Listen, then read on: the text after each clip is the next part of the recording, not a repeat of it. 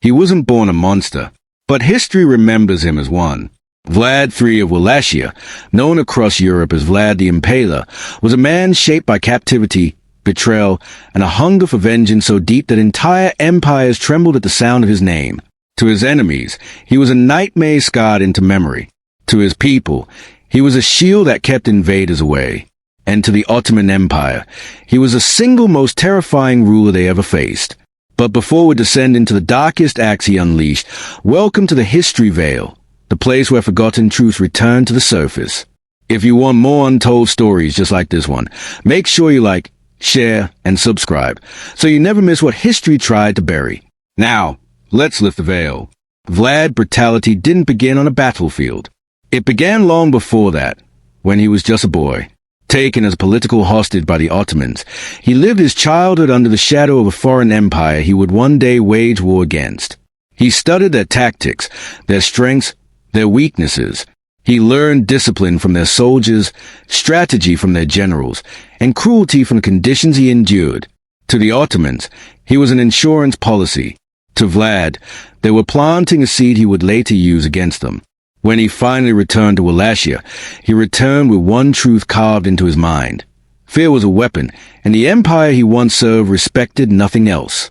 So he built his rule on that principle: relentless intimidation, unstoppable resolve, and an iron sense of justice sharpened into something far more dangerous.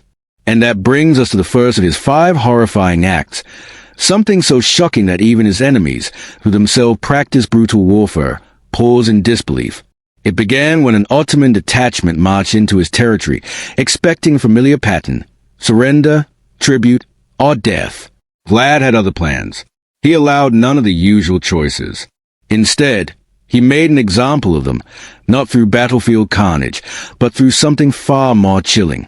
When the Ottoman troops advanced deeper into Wallachia, they found the town completely silent. No resistance, no movement, only the cold weight of emptiness. But this silence wasn't safety, it was bait. Vlad was drawing them in, step by step, towards something designed not to defeat them, but to break them. As the soldiers pressed forward, the eerie stillness grew heavier. The roads were abandoned, the villages deserted, the fields lifeless. Even the animals seemed to have vanished.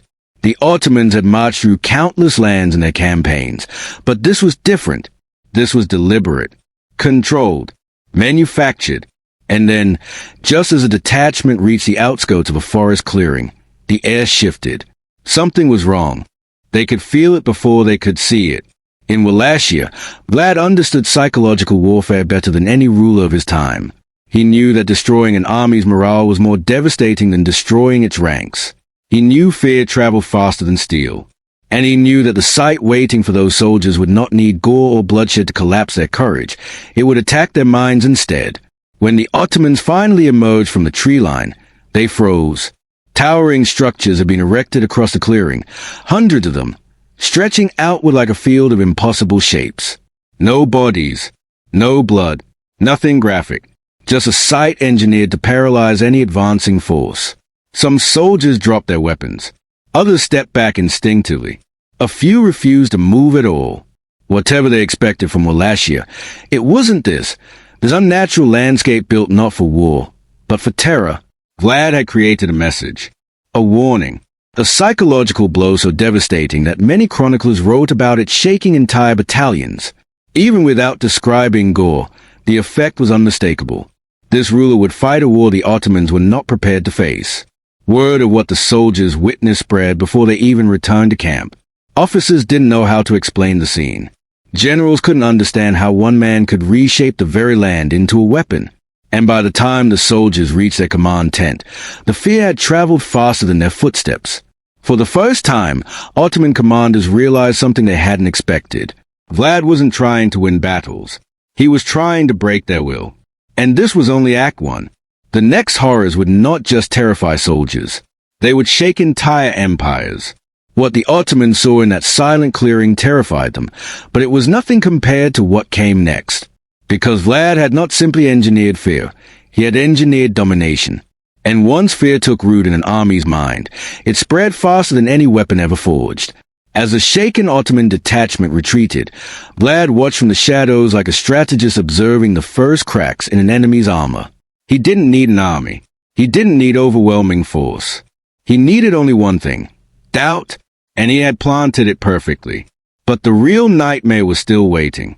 The Sultan, furious at the humiliation of his men, sent a larger force, better armed, better organized, and determined to crush this rebellion once and for all. They believed numbers would protect them. They believed discipline would shield them. They believed they understood the man they were fighting. They were wrong, because Act 2 of Vlad's vengeance wasn't about defeating armies. It was about erasing their confidence entirely.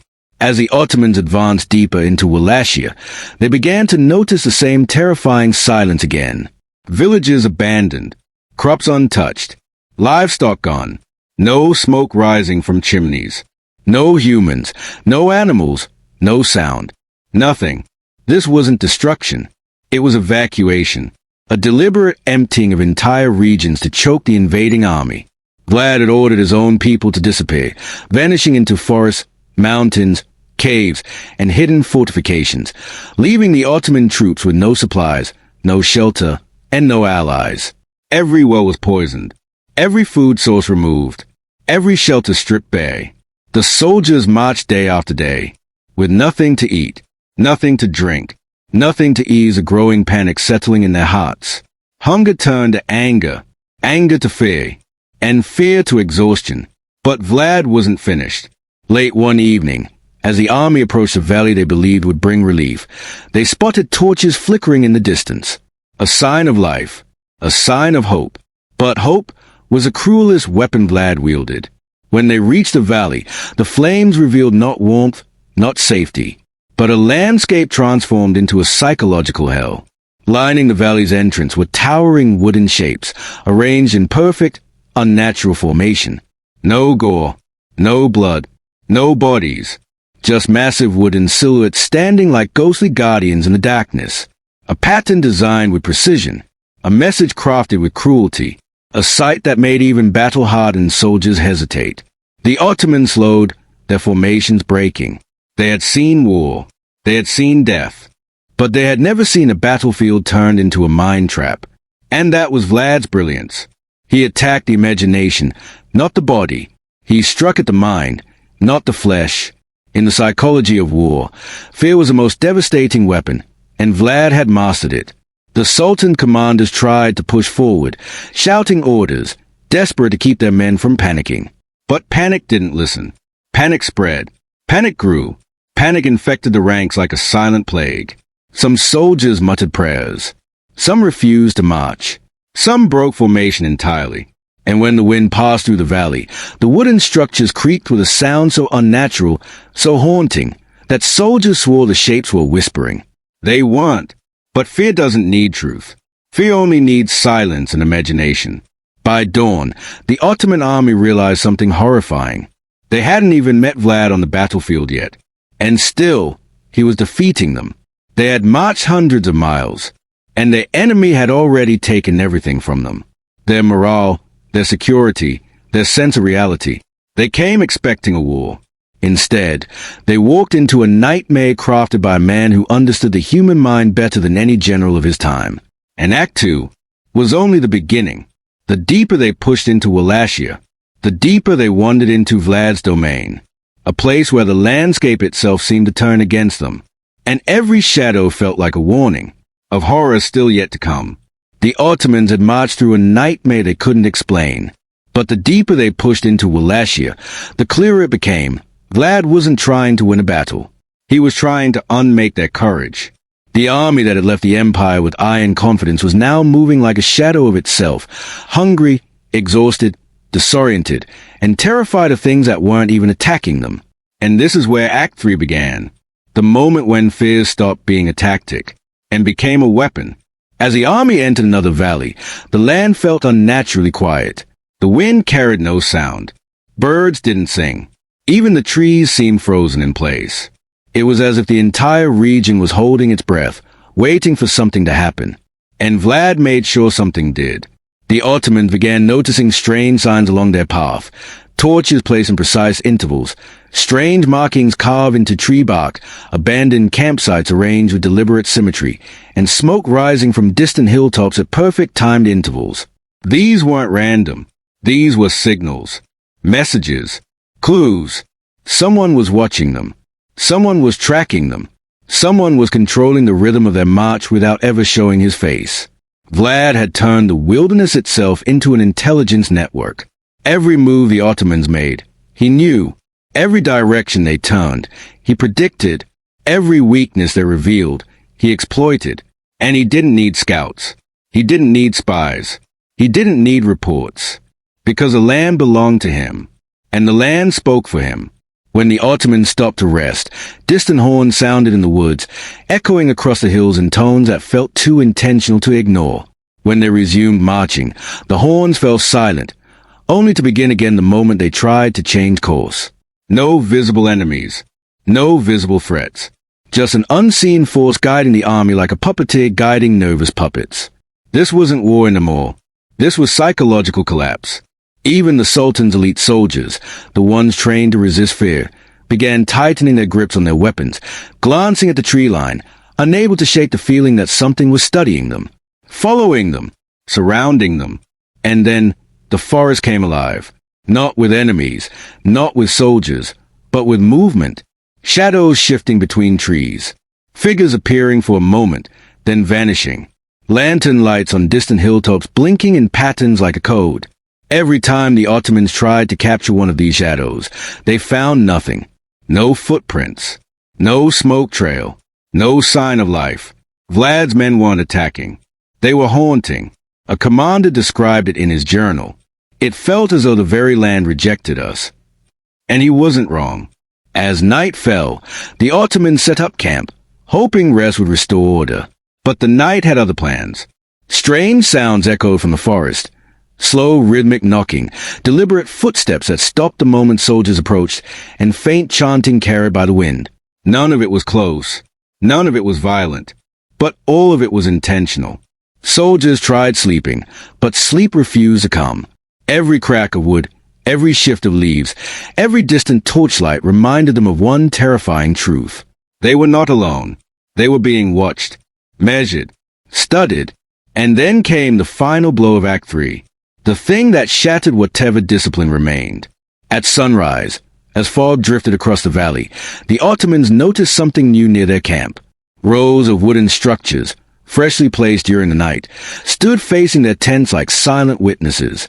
No bodies, no violence, nothing graphic, just cold, towering reminders of what Vlad was capable of. The message was unmistakable. We were here while you slept.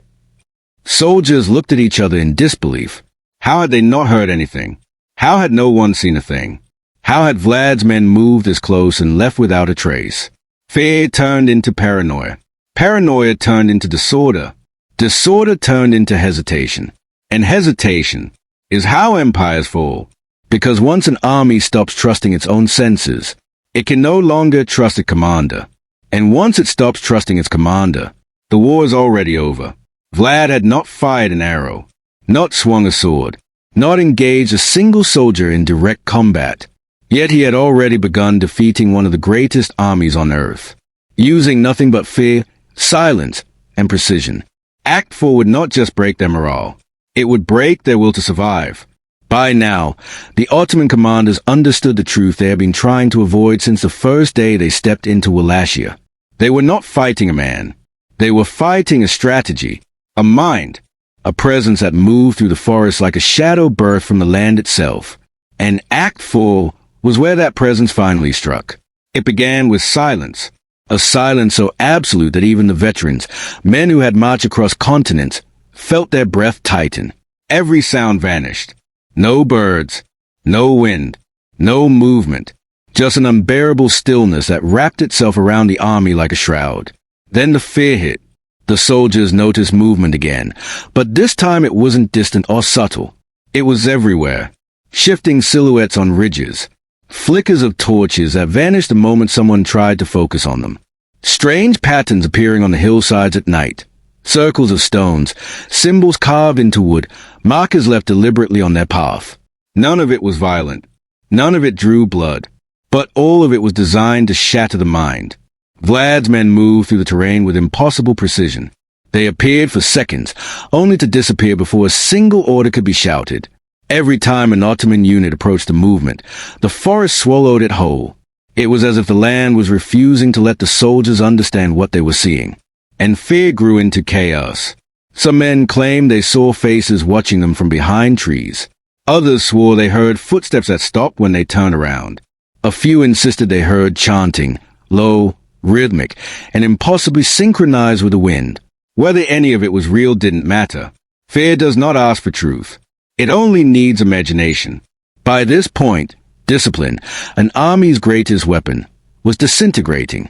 Soldiers who once marched in perfect formation now stumbled through the valleys, gripping their weapons with shaking hands, whispering prayers under their breath. Officers shouted commands that vanished into the air, swallowed by a panic no strategy could contain. This was Vlad's favorite battlefield. Not the field of steel, but the field of the mind. And now the physical world began to betray the Ottomans as well. Food supplies had rotted. Water stores had been contaminated. Horses grew restless and refused to enter certain valleys.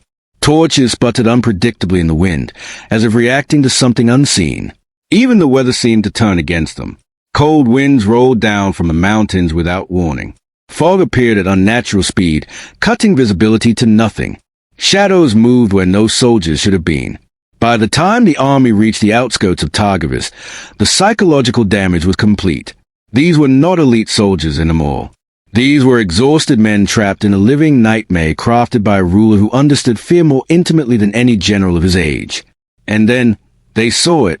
As dawn broke, the fog lifted just enough for the Ottomans to glimpse the horizon.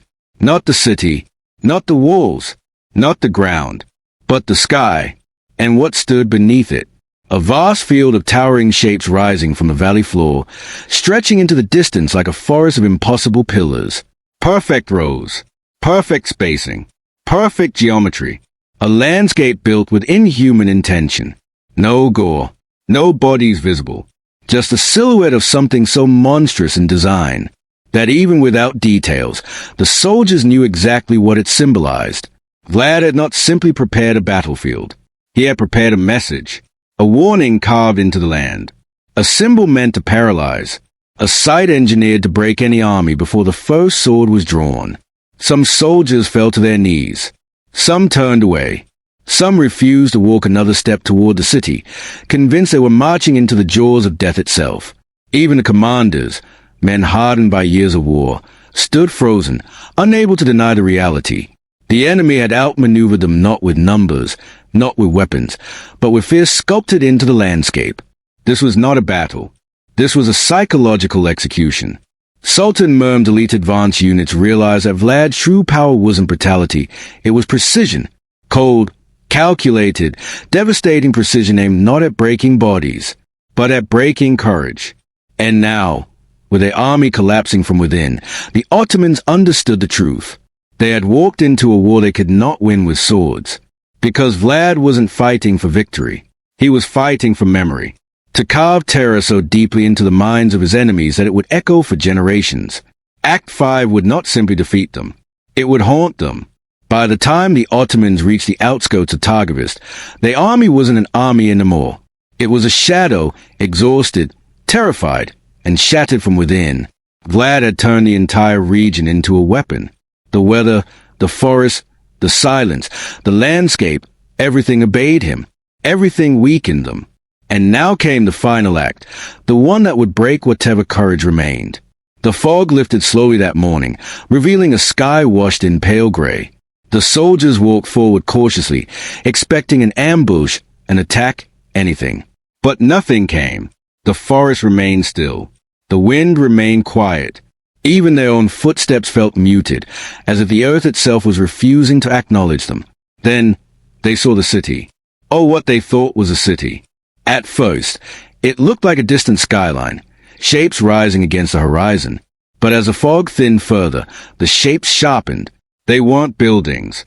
They weren't towers. They weren't structures of stone. They were something else. Something unnatural. Something built with a precision that felt like cruelty refined into architecture. The soldiers froze.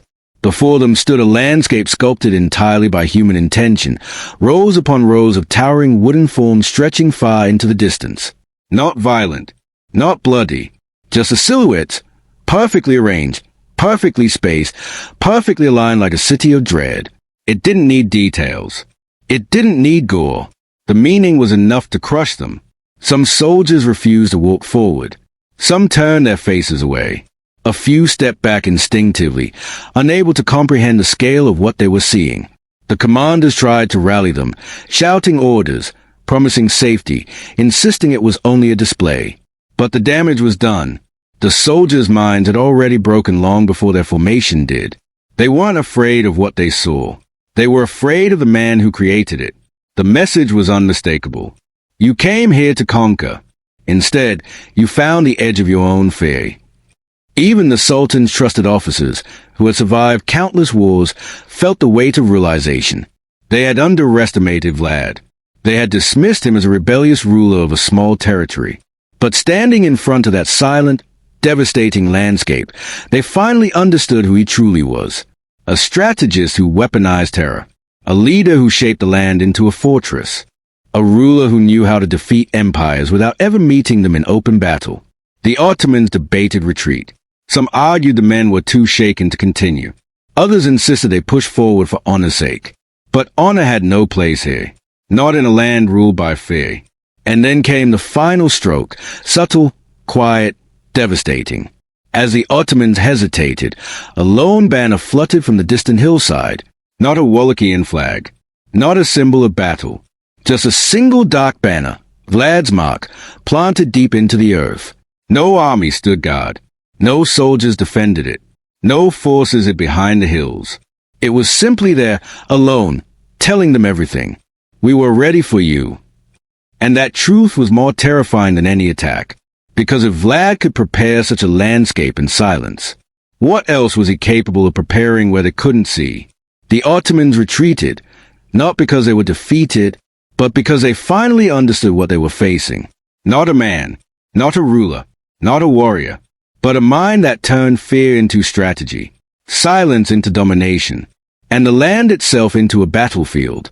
Historians would argue for centuries whether Vlad's actions were heroic or horrifying, a protector or a tyrant, a defender of his people or a nightmare carved into history.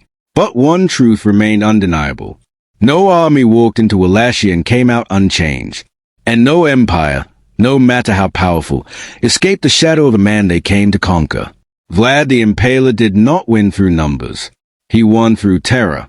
And long after the soldiers went home, long after the battles ended, long after the empire rebuilt its courage, his legend continued to haunt them. Because fear, once planted, never dies,